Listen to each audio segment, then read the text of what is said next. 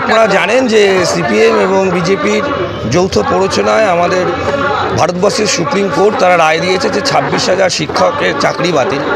তারা ডিভাইডেশন করতে পারেনি যে কত পার্সেন্ট বা কত সংখ্যক অবৈধ এবং কতটা বৈধ। আমরা মনে করি যে এটা সিপিএম বিজেপির যৌথভাবে তাদের প্ররোচনা। এই প্ররোচনার বিরুদ্ধে তৃণমূল ছাত্র পরিষদ আজকে মাঠে নেমেছে। বিরোধী তারা তো বলছে যে এটা তৃণমূল ভাগ করে দিতে পারেনি, যার জন্য আজকে এই অবস্থা।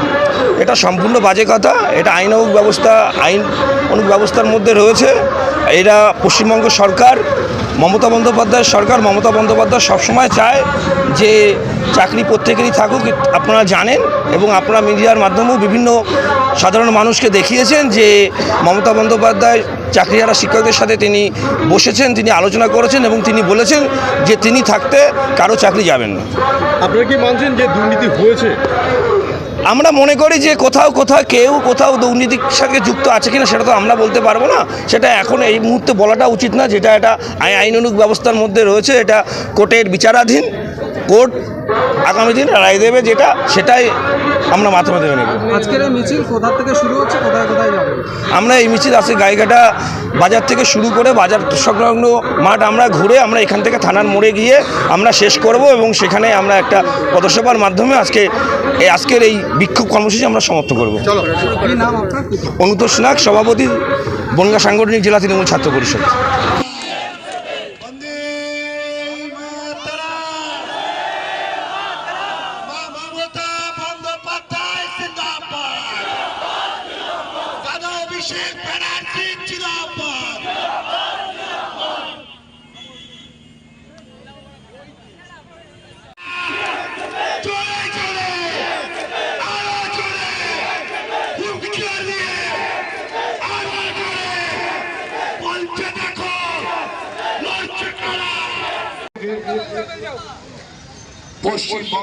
পশ্চিমবঙ্গের নির্বাচনী পরিস্থিতির স্বার্থে সিপিএম ও বিজেপির যে যৌথ ষড়যন্ত্র, যার কারণে আজ 26,000 শিক্ষক শিক্ষিকার চাকরি হারা হতে হয়েছে, তার প্রতিবাদে আজ আমরা ছাত্র সমাজ আমরা রাজপথে গর্জে উঠেছি।